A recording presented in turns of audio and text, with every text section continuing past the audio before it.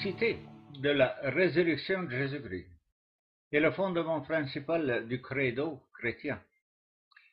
Si le Christ n'a pas ressuscité, alors notre foi est vaine.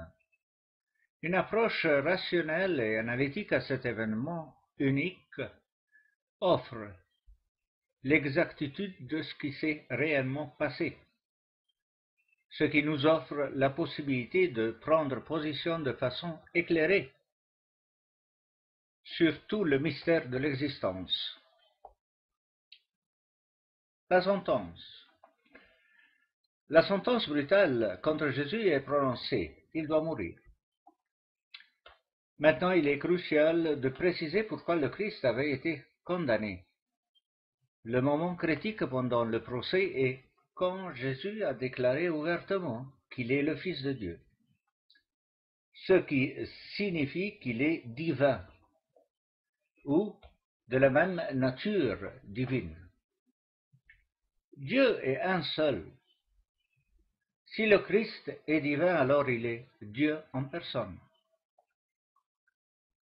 Nous connaissons tous la suite des événements, connue sous le nom de la Passion du Christ. Jésus s'évanouit. Certaines théories qui contestent la véracité de la résurrection partent en mettant un doute sur la mort même de Jésus. Il serait donc clair, selon cette théorie, que s'il n'y a pas de mort, évidemment, nous ne pouvions plus parler d'une résurrection. Ceux qui soutiennent cette théorie supposent qu'une fois évanoui sur la croix, les gens autour pensaient qu'il était déjà mort. Plus tard, quand les apôtres le firent descendre, ils ont découvert qu'il était encore vivant. Ils lui ont soigné, puis il est apparu aux autres et ils ont cru qu'il était vraiment ressuscité de la mort. Selon cette spéculation, la fraude n'est pas attribuable seulement aux apôtres, mais aussi au Christ lui-même, qui, après avoir été guéri, il se présenta au peuple en supposant qu'il a été ressuscité. Les gens donc avaient été trompés par le même Jésus, car il n'a pas corrigé cette erreur d'interprétation. Compte tenu de tout l'enseignement moral de Jésus-Christ, il serait impensable de lui attribuer une telle fraude. Tandis que les apôtres qui supposément ont participé à cette tromperie ont été martyrisés pour un mensonge, ce qui n'a rien de logique. La brigade de la mort.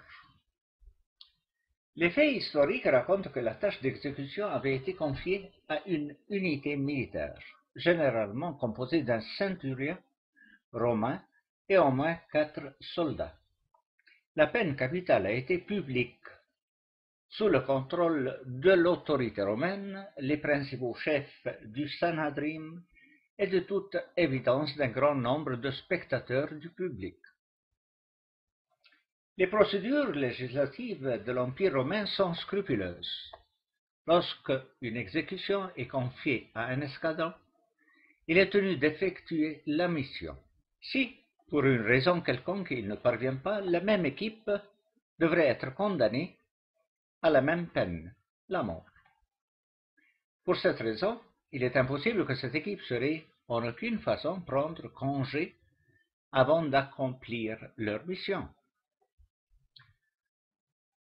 Nous sommes liés, par conséquent, selon cette théorie de la faiblesse du Christ sur la croix, de présumer que les soldats romains n'étaient pas en mesure d'exécuter leur mission. En outre, nous devons aussi supposer que ses ennemis féroces, les principaux chefs du Sanhedrin, n'étaient pas également en mesure de vérifier que Jésus est vraiment mort, ce qui est absolument impossible. Maintenant, nous allons aller en profondeur pour tenir compte des différents moments de la passion du Christ pour voir si un homme pourrait souffrir tout cela et rester en vie. Flagellation. En premier lieu, Christ a enduré la flagellation. Beaucoup pensent que ce châtiment est lié au processus de la crucifixion. Non, les Romains ne sont pas si barbares. Conformément à la loi romaine, tout condamné à mort n'est pas tenu de se soumettre à d'autres peines. en particulier celle de la flagellation, qui est déjà une punition extrême. Le fouet romain est fait de tendons d'origine animale. À l'extrémité, on fixe des os, des pierres ou des morceaux de métal. Selon le droit romain, les coups doivent être 39. Par curiosité, quelqu'un aurait demandé pourquoi 39 et pas 40. Simple. Parce que les Romains, par expérience, savaient que c'était la limite tolérable pour un être humain. Le coup numéro 40 est considéré comme celui qui peut tuer le condamné. Ce qui nous fait comprendre que déjà, ce genre de châtiment peut être mortel. La flagellation n'a pas été intentionnellement rabotée. En fait, Pilate, ne voulant pas le condamner à la peine capitale, a décidé de le punir, en espérant donc de calmer les prêtres. Malheureusement, son idée n'a pas réussi à satisfaire leur soif de sang. Jésus donc était arrêté, maltraité, battu, flagellé et brutalement couronné avec une couronne d'épines. Après tout cela, il a soulevé une lourde croix. Sur une longue distance déjà épuisé, il est tombé 3 fois. Consommé comme il était, ils l'ont cloué sur la croix. Comme vous pouvez le voir, il est exaucé et il a perdu beaucoup de sang. Pourtant, la cause directe de sa mort est l'asphyxie. Asphyxie. Sûrement, vous avez remarqué qu'il y a un support pour les pieds sur la croix. Certes, ce n'est pas pour commander le crucifié, mais plutôt pour prolonger son agonie. Le condamné pouvait donc pousser le poids lourd de son corps suspendu par les bras afin de respirer. Sans ce soutien, les muscles des thorax appuient sur les poumons et rendent le mécanisme de l'inhalation impossible. Sans ce soutien, le crucifié expire en quelques minutes. Ainsi, le Christ a dû pousser avec ses jambes tout le temps pour pouvoir respirer. Vous pouvez bien comprendre que ces poussées provoquent des douleurs atroces à cause des clous fixés dans sa chair. Pourtant, le Christ s'est déroulé dans ces conditions pendant environ 3 heures, interminables. Quand ses forces manquèrent, il ne pouvait plus procéder à ses mouvements. Il ne pouvait plus lever son corps. Il ne pouvait plus respirer. Il rendit son esprit. La lance. C'était le vendredi soir, la journée de préparation pour le samedi, un jour sacré pour les Juifs. En plus, c'était la préparation de la Pâque juive. Pour cette raison, les chefs demandent à Pilate de briser les jambes des crucifiés. Cette procédure est connue sous le nom crurifragium. Il explique et confirme qu'une fois que le crucifié perd le soutien de ses jambes, il meurt immédiatement étouffé. Cet acte atteste de la détermination que le condamné, sans aucun doute, doit mourir. Les soldats donc brisèrent les jambes des 2 malfaiteurs, mais pour Jésus, ils le trouvèrent déjà mort. Afin d'être sûr, l'un des soldats avec une lance frappe le côté du Christ.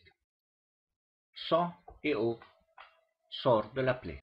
La technique est simple. En frappant le côté, la lance pénètre dans les côtes et frappe le cœur. Si le condamné était encore en vie, maintenant il est mort. Maintenant, le centurion, les soldats, les autorités religieuses sont certains que le Christ est mort.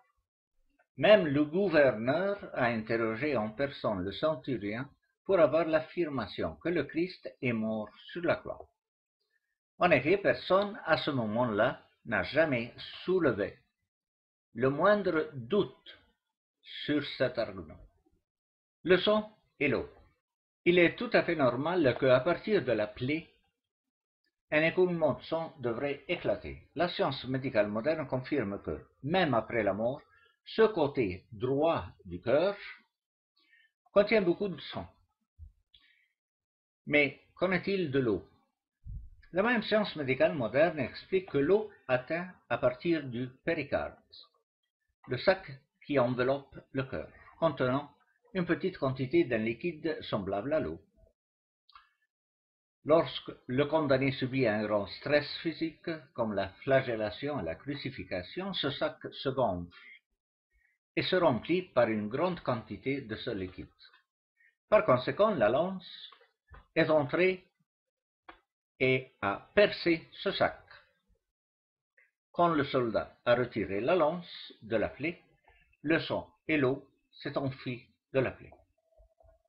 Donc cela confirme que la lance pénétra le corps du Christ quand il était déjà mort.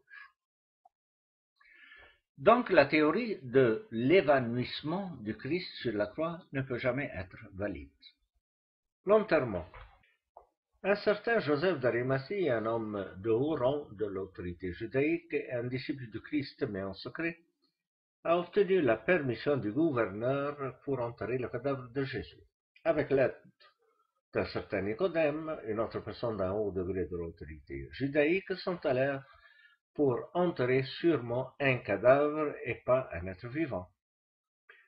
En plus, ce fait confirme que la personne qui a reçu la mission d'enterrer le Christ est une personne connue. Donc le tombeau est bien connu par l'autorité romaine et juive. Ils prirent le corps de Jésus et l'enveloppa avec un drap de lin et une centaine de livres de parfum. Une personne enveloppée de cette façon avec tous ses parfums, même s'il est encore vivant, il devait mourir étouffé. Une grande pierre avait été roulée à l'entrée du tombeau. Doute. Les grands prêtres, sachant que Jésus a prédit sa résurrection après 3 jours, même s'ils n'ont jamais cru, ils avaient un doute que les apôtres volent le corps et prétendent qu'il est ressuscité de la mort. Ils ont demandé le gouverneur afin de sécuriser la tombe jusqu'au 3e jour. Les gardes protègent la tombe et la grande pierre est scellée. Comme vous pouvez le voir, les adversaires de Jésus ont préparé tout pour ne pas avoir de mauvaises surprises. Il est clair donc que cette nouvelle mission des soldats était de rester 3 jours sur place, afin de protéger le tombeau contenant le cadavre. Il est évident à ce stade que personne n'aurait jamais osé approcher la tombe pour voler le cadavre. Malgré tout cela, après la résurrection, les mêmes prêtres ont prétendu que les apôtres avaient volé le corps. Quelle incohérence! Le vol du corps. Qui pourrait imaginer que les disciples ont décidé de risquer leur vie juste pour prétendre que le Christ était ressuscité de la mort? Eux qui sont échappés, ils se sont cachés par la peur quand le Christ déjà été arrêté. Ces hommes qui, déçus de la fin tragique du Christ, maintenant cherchent à sauver leur propre peau. Aurait-il assez de courage pour défier les gardes, l'autorité judaïque et l'Empire romain? Et qui aurait jamais préparé ce plan et dirigé cette opération absurde? Le grand chef Pierre, qui, tremblant de peur, a renié 3 fois de connaître Jésus? Puis, pourriez-vous jamais penser que tous les gardes ensemble se sont endormis? Et qu'en est-il de la grande pierre scellée, bloquant l'entrée de la tombe? Comment pourrait-il la déplacer sans faire du bruit? Les fouilles archéologiques nous révèlent comment les tombeaux de cette époque étaient protégés. Une grande pierre lourde ayant une forme circulaire bloque l'entrée. Cette pierre est roulée pour tomber avec tout son poids dans une rainure pour bloquer l'entrée. Ainsi, afin d'ouvrir la tombe, cette lourde pierre doit être non pas simplement roulée, mais soulevée de la gorge tout en la roulant. Cette manœuvre a besoin d'un levier et au moins 2 hommes forts pour faire le travail.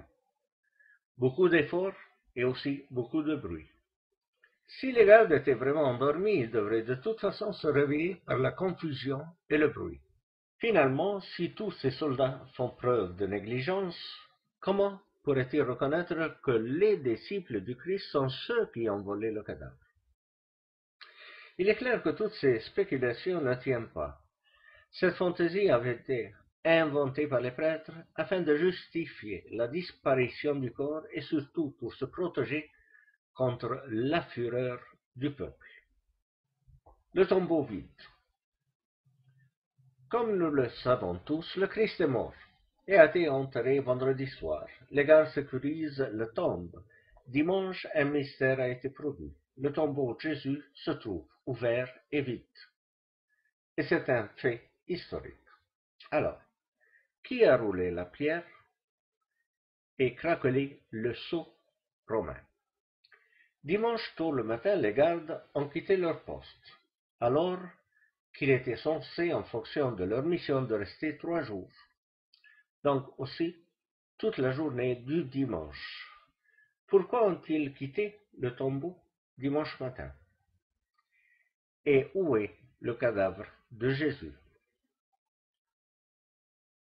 Le fait est que personne n'a jamais trouvé une explication rationnelle à ce mystère. Il est une chose comparable au problème de l'existence de Dieu. Nombreuses sont les théories qui nient l'existence de Dieu. Pourtant, personne n'a jamais prouvé la non-existence de Dieu. Il n'y a qu'une seule explication logique à tout ce mystère de la résurrection. Les récits des évangiles par des témoins crédibles, ceux qui ont versé leur sang pour proclamer la vérité de la résurrection du Christ. Il y eut un grand tremblement de terre, un ange vint rouler la pierre, les gardes tremblèrent de peur, Jésus n'est plus là. Ceci déjà explique pourquoi les gardes étaient terrifiés et s'enfuirent en dépit des ordres de sécuriser la tombe pour 3 jours. Quelques hommes de la garde annoncèrent aux prêtres tout ce qui était arrivé. Sûrement ces nouvelles devraient trembler toute Jérusalem. Pour éviter le pire, ceux-ci donnèrent aux soldats une forte somme d'argent en disant « Dites, ses disciples sont venus de nuit le dérober, pendant que nous dormions. » Cette polémique de l'autorité judaïque concernant le vol du cadavre est une affirmation du fait que la tombe avait été trouvée, ouverte et vide. Ce fait n'a jamais été contesté par personne, pas même par les adversaires de Jésus-Christ ou du christianisme. Une autre absurdité est la suivante. Si les disciples voulaient voler le cadavre pour faire croire que le Christ était ressuscité, ils devaient réaliser leur plan le samedi et pas le dimanche. Parce que le samedi est un jour sacré pour les Juifs. Tout est calme et immobile. Maintenant, s'il est vrai que les disciples ont volé le corps du Christ, ce serait un crime extrême qui défie l'autorité juive et romaine. Bon, le crime est bien connu. Et les présumés suspects sont également bien connus. Maintenant, tout le monde serait d'accord pour un mandat d'arrestation des disciples de Jésus. Une fois arrêtées, les procédures habituelles d'enquête devraient être mises en acte. Interrogatoire, menace, torture. L'objectif de base, de toute évidence, devrait être non seulement l'exécution des coupables, mais plutôt de les forcer de révéler où ils ont caché le cadavre. L'autorité le trouve, elle traîne le cadavre dans les rues de Jérusalem, ainsi la tromperie d'un Christ ressuscité et la naissance même de la religion chrétienne est éliminée pour toujours, et tout le monde sera heureux. Cependant, rien de tout cela est arrivé. Une arrestation, une enquête, la recherche du corps, rien du tout. Pourquoi? Simple. Parce qu'on n'a pas volé le corps du Christ. La vérité est que cette drôle de fiction ne tient pas. Elle a été inventée pour justifier la découverte du tombeau vide. de calmer les dents et pour empêcher toute révolte qui finirait par un carnage. Une autre preuve, c'est que les soldats n'avaient jamais été jugés ou condamnés pour négligence.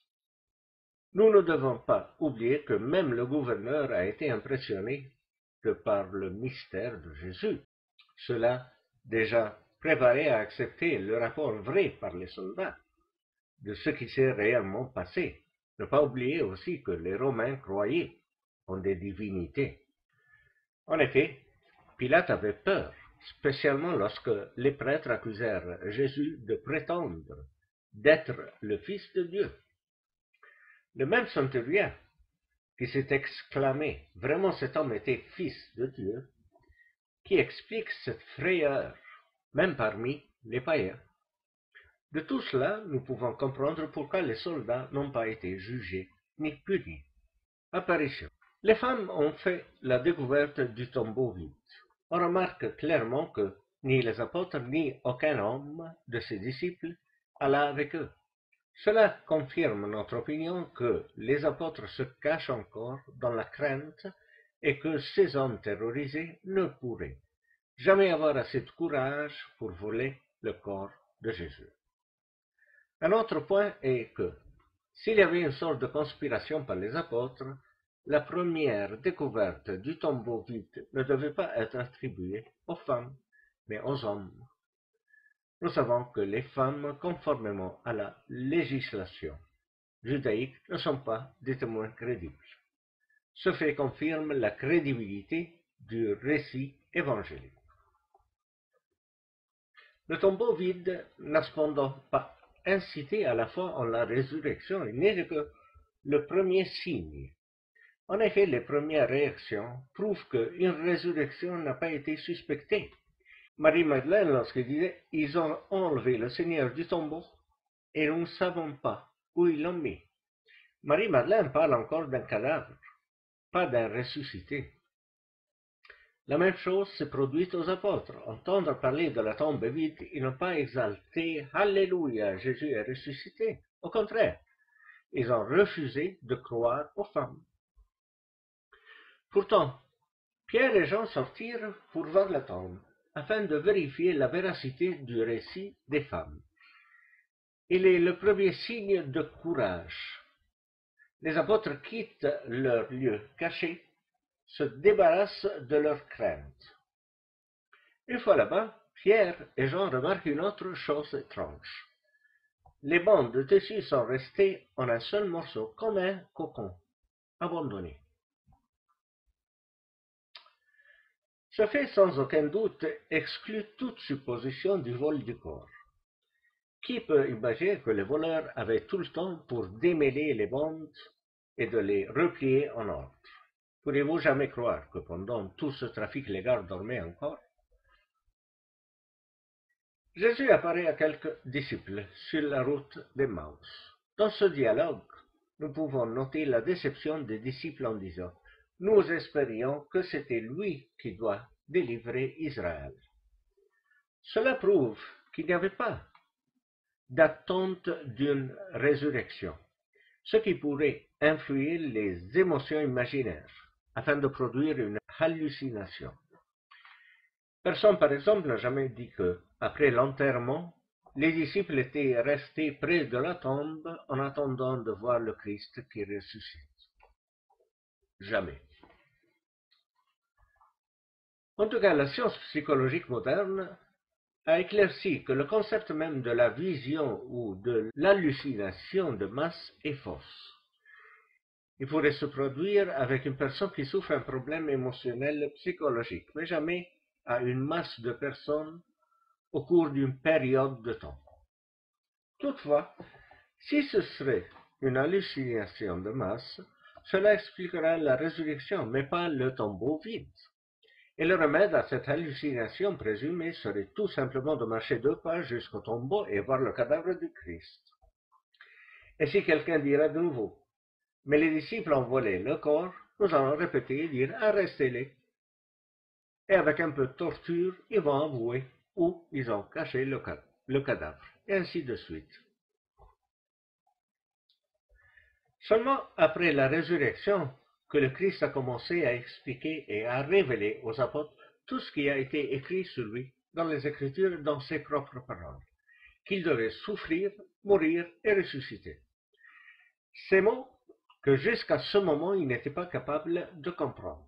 Même après que Jésus est apparu aux apôtres, quelques-uns avaient des doutes. En effet, au début, ils pensaient qu'il était un fantôme. Mais après qu'ils ont touché ses plaies, ils ont mangé avec eux, ils ont compris qu'il est physiquement réel. Tout cela confirme qu'il n'y avait pas d'hallucination. Effectivement, le Christ est resté pendant 40 jours avec les apôtres. Si c'était juste une hallucination, ces apparitions devaient continuer. Mais la réalité est que ces apparitions ont eu un terme, en terminant par l'ascension du Christ au ciel. En ce jour, Christ s'est élevé au ciel devant 500 de ses disciples.